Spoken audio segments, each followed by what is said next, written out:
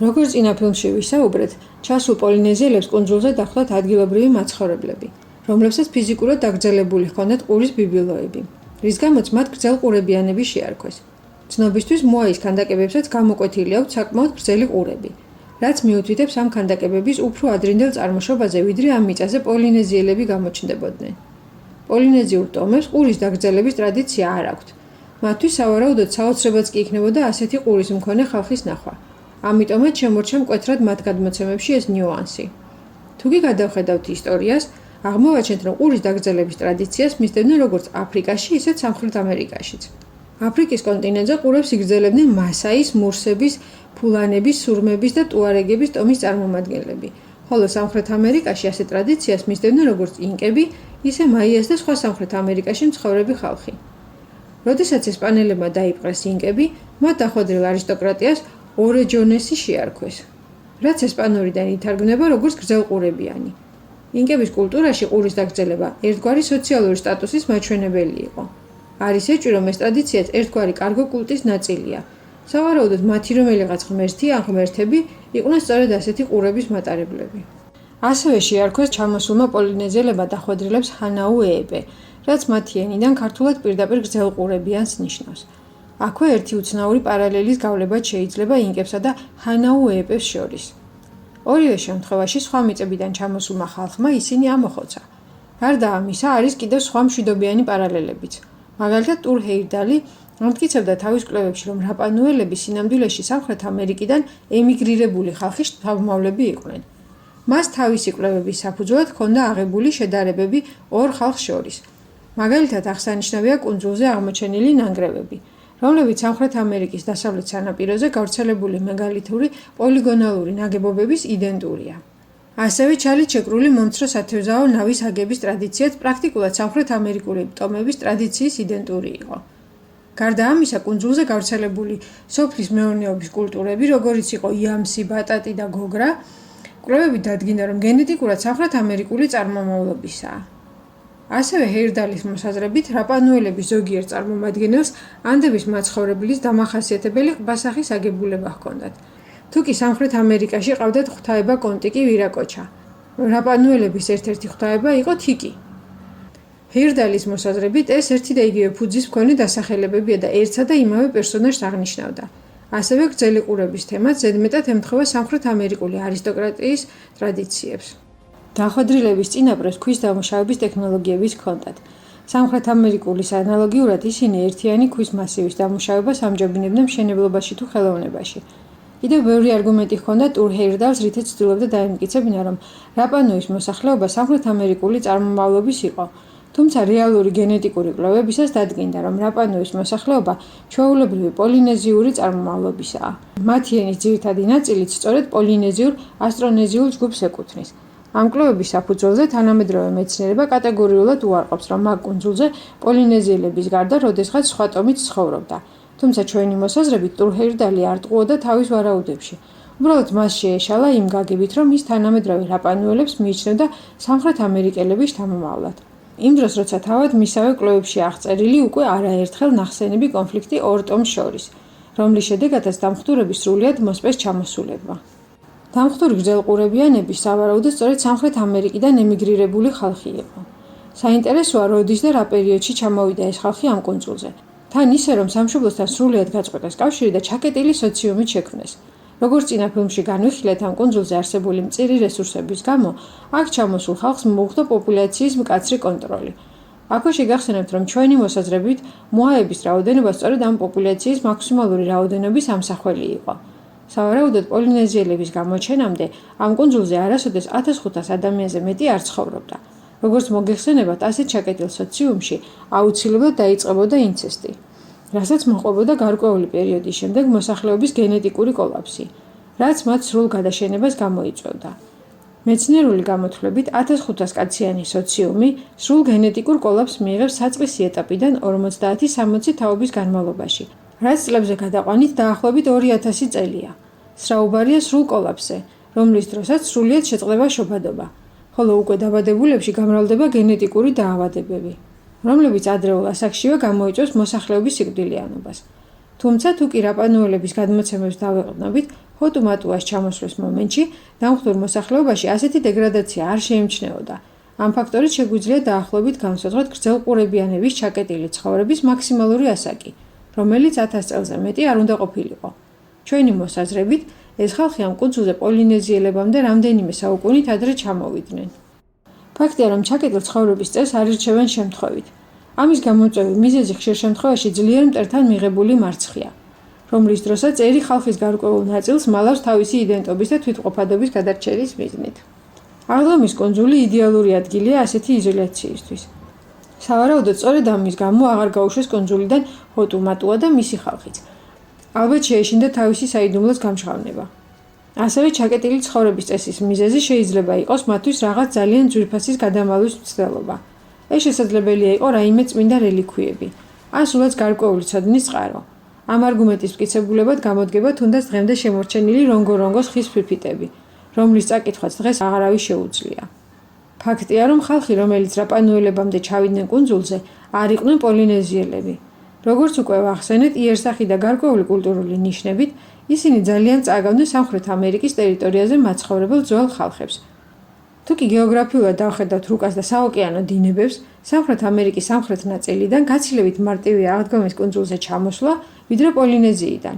იმიტომ რომ სამხრეთიდან ჩრდილოეთისკენ მოდის ოკეანის ცივი დინებები, რომელზე გამოყოლაც მარტივად შეიძლება. თან თუკი კუნძულის ადგილმდებარეობას წინასწარ იცი, შედარებით ადვილად ნაკლები რესურსების დახარჯვით შეიძლება მასზე მოხვედრა. როგორც უკვე ვახსენეთ, სამხრეთ ამერიკასთან კავშირზე არგუმენტად გამოდგება ასევე შემორჩენილი აჰუს ნაშთები, რომლებიც პერუს პოლიგონალური წყობის იდენტურია. თუმცა აღსანიშნავია ერთი მომენტი. როდესაც გრძელყურებიანები ჩავიდნენ აღდგომის კუნძულზე, უკვე მსოფლიოში აღარ იყო ხალხი, რომელსაც შეიძლებოდა მეგალითური ნაგებობების იმ სტილში და ტექნოლოგიით აგება, რაც პერუსა და ბოლივიაში გვხდება. ანუ, როდესაც ამ კუნძულზე გრძელყურებიანები ჩამოვიდნენ, წესით მათ აქ ეს ყველაფერი დახვდათ, ხოლო მსგავსება გრძელყურებიანებსა და მოაის ქანდაკებებს შორის მიუთითებს იმაზე, რომ კუნძულის არქიტექტორები გრძელყურებიანების შორეული წინაპრები იყვნენ. სავარაუდოდ ტომი, რომელიც ამ მიწას შეეხიზნა, იმ ხალხის ბოლო წარმომადგენელი იყო. სავარაუდოდ ჰქონდათ შემონახული გარკვეული მეცნიერული ცოდნაც თავისი წინაპრებიდან. ალბათ მათ პლანეტის სამხრეთ ნაწილის გეოგრაფიაც იცოდნენ. ეს თუ სიმართლესთან ახლოსაა, მაშინ ამ კუნძულზე შემთხვევით არ მოხვედრილან გრძელყურებიანები. ისინი გამიზნულად ჩამოვიდნენ ამ მიწაზე, რომლის არსებობაზე წინაპრებიდან იცოდნენ. არის ვარიანტი, რომ ადრეულ პერიოდში გარკვეული მიმოსვლაც იყო ამ კუნძულსა და სამხრეთ ამერიკას შორის. საინტერესოა, რის გამო წამოვიდა ეს ხალხი მატერიკიდან. თუ გადავიკითხავთ სამხრეთ ამერიკის კონტინენტის ისტორიას, ძველი წელთაღრიცხვით 1000 წლიდან კონკისტადორების გამოჩენამდე, ანუ ჩვენი წელთაღრიცხვის მე-15 საუკუნემდე, ვიხილავთ ომების და მიგრაციების ისტორიას. უამრავი იმპერია შეიქმნა და დაიღუპა ამ პერიოდის განმავლობაში. ჩვენ კლუბს აქვს მოსაზრება, რომ გრძელყურებიანები იყვნენ სამხრეთ ამერიკის ტერიტორიაზე არსებული ერთ-ერთი სახელმწიფოს წარმომადგენლები, რომლებსაც, როგორც უკვე აღვნიშნეთ, ჰქონდათ შემორჩენილი გარკვეული მეცნიერული ცოდნა წარსულის მაღალგანვითარებული ცივილიზაციიდან. მაგრამ ამ გაუთავებელი ომების და ნგრევის გამო, დროთა განმავლობაში ეს სახელმწიფო ძალიან დასუსტდა.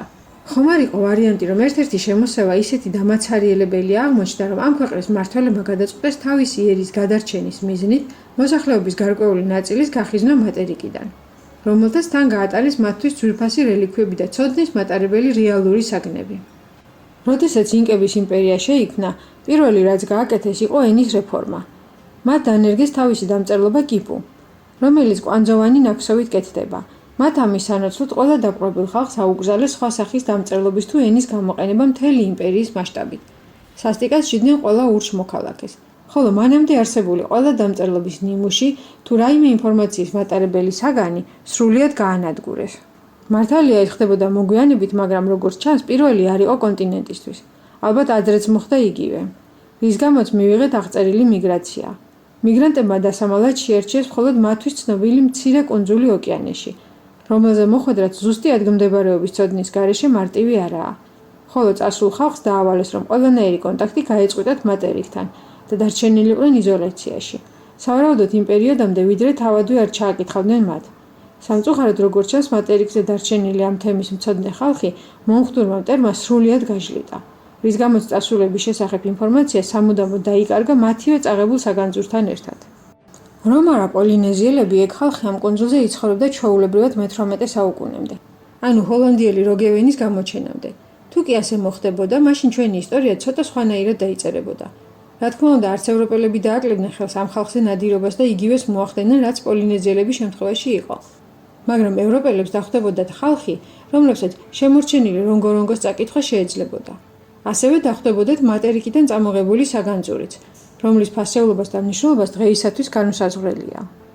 ჩვენს რეალობაში იმ ტომების დაპირისპირებისას პოლონეზიელებმა ხალხთან ერთად ბევრი მათი საგანიც გაანადგურეს.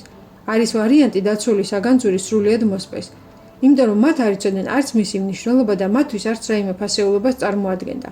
მხოლოდ აქა-იქა შემორჩა ხის დაფების სახით დამწერლობის ნიმუში, რომლის წამკითხველიც აღარავინ დატოვეს. ერთადერთი ვარიანტი, რის გამოც ეს საგნები საბოლოო ცეცხლში არ აღმოჩნდა, არის ის, რომ მათ საკრალური ფუნქცია მიენიჭეს, როგორც მაგიური საგნები ისე შეინახეს და გადასცეს მომავალ თაობებს. თუმცა გავიმეორებთ, რომ მათზე დაწერილი ინფორმაციის წაკითხვა აღარავის აღარ შეეძლო. ეს დღემდე ასეა სამწუხაროდ.